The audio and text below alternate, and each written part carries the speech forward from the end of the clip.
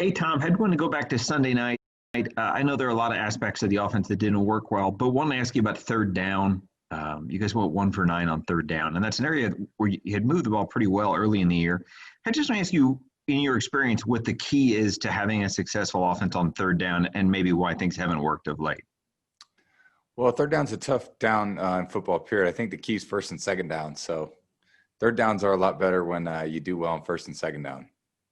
And when you guys, there's kind of a shelf where if it's most teams struggle more when they have more to go for a first down, but you guys have this shelf where 3rd and 7 and more is a big struggle, and obviously 3rd and 6 and less has been very successful. Any idea why that's been the case for this team?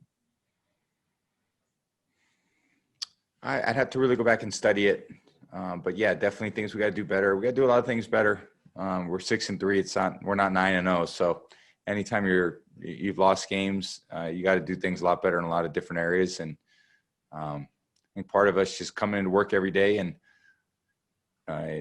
improving individually, improving as a team, getting to know one another, and then trying to work hard at the things we got to work hard at to improve. That's going to be important as we keep moving forward. Thanks, Tom. Thank you.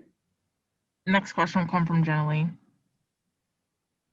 Hey, Tom. One of the gifts, one of the advantages in your position is that, there's hardly a situation that you haven't encountered because you've done this for such a long time. And you reminded me after week 1, like I've lost games before. So I'm just wondering, are there any in your career that stay with you longer, any losses? And if so, what are those games? Or are you one of those that tends to process these very quickly because you have such a quick turnaround each week? No, I remember pretty much all the losses. I probably don't remember all the wins, but I definitely remember all the losses.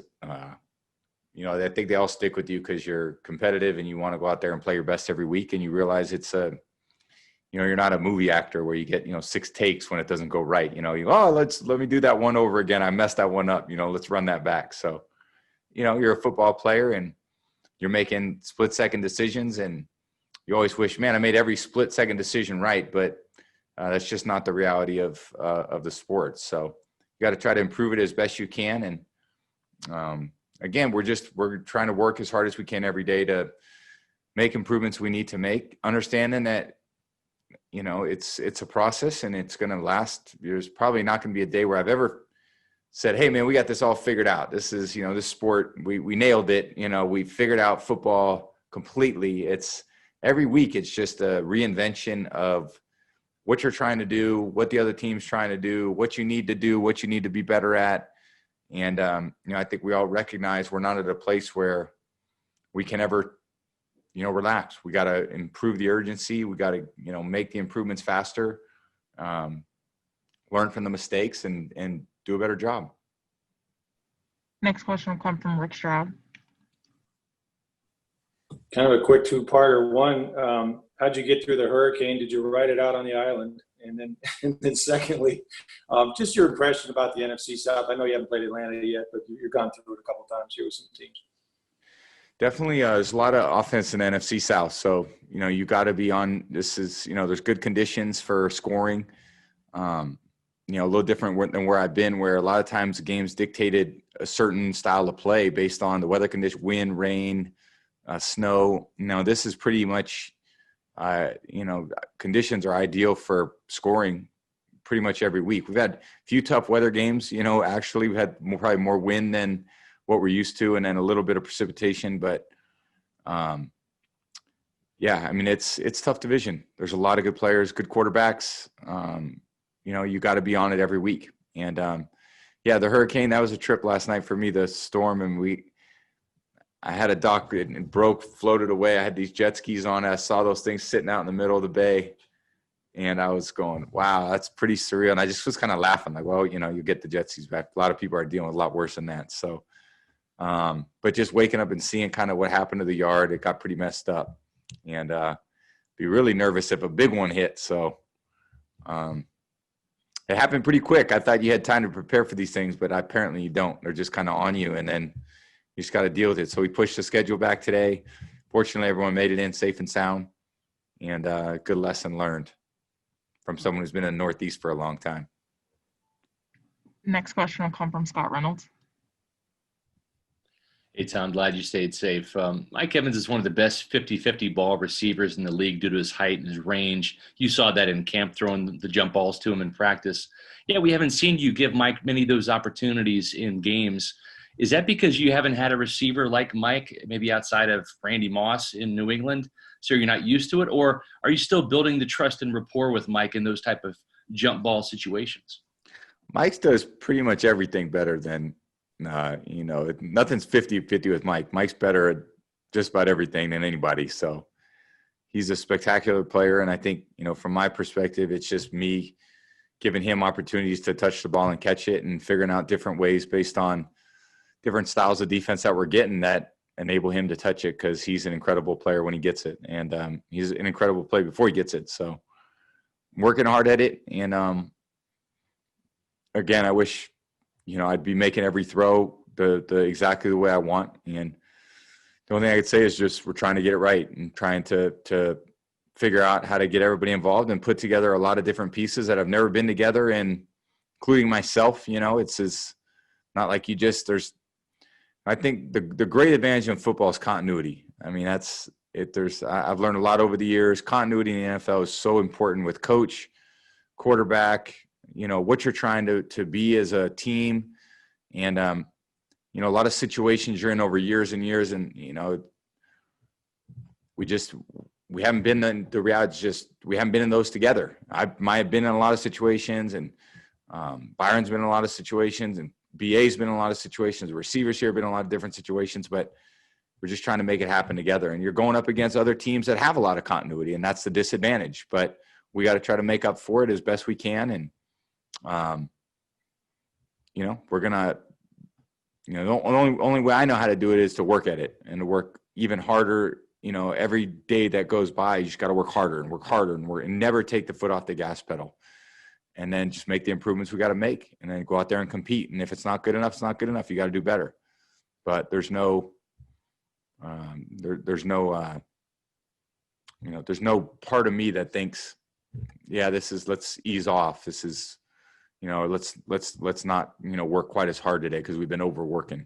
And I just think we get after it more. Next question will come from Joey Knight. Tom, when things have been clicking for you, and there have been a few games where they have, what would you say is the identity of this offense? Are you guys a power team that flourishes in play action? Are you something else? When you're good, what's your offensive identity? I think we're trying to figure that out. It definitely hasn't been a 60 minutes of consistent football yet.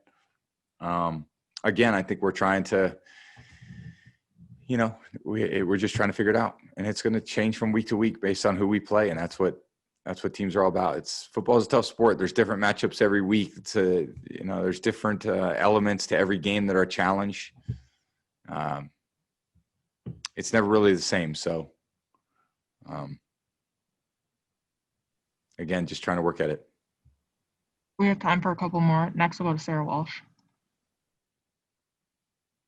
Hey, Tom, I was just curious, how aware are you? Obviously, you go in with a game plan, and then the defense sort of dictates what you can do. Throughout the game, how aware are you of where guys are in terms of targets and catches? Or is that something that just, doesn't even occur to you until someone shows you a stat sheet after the game? And even more importantly, as a follow-up, are the jet skis still out in the bay? Have they been retrieved?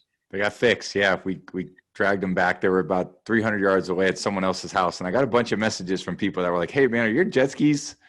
They floated down and found their way into someone else's dock. They got lodged. So I was very lucky. But, yeah, and in terms of being aware of where guys are at, I'm just not. I'm thinking about, okay, it's the coverage they're playing. This is where I should throw the ball. This is – I don't know which, who's in the game, obviously, but you're not focused on where you're just, the ball's going to go where it's going to go based on the coverage. And I'm going to try to make a great throw, and they're going to try to run great routes, and whoever gets it, gets it. And, that's what winning football is all about. Last question will come from Kevin O'Donnell. Hey, Tom, you used to have a target on your back as, being with New England as the team to beat. The Bucs certainly were had that target this year. A lot of media attention's been on them, fan attention. When you have a loss like this, what does it do to the mentality of the team? And what do you say to the team to try to keep them up that haven't been through a situation like this? Well, losing games is part of the NFL. I don't think you ever go unscathed. There's only one team that's gone undefeated in the history of the NFL, and you're going to lose games. And when you win a lot, it's amazing, but you also got to deal with when you don't play the way you're capable of playing, you play good teams, you lose. So we've all lost games.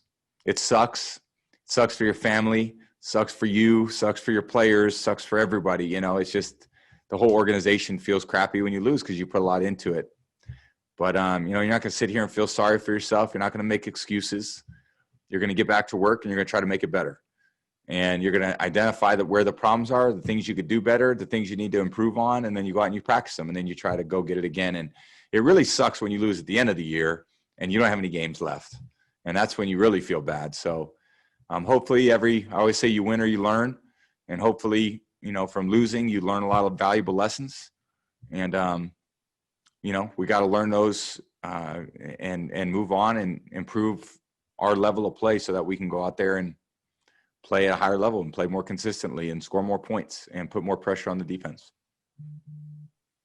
All right, that's all we have for today. Appreciate the time, Okay. Tom. Thank you, guys. Appreciate it.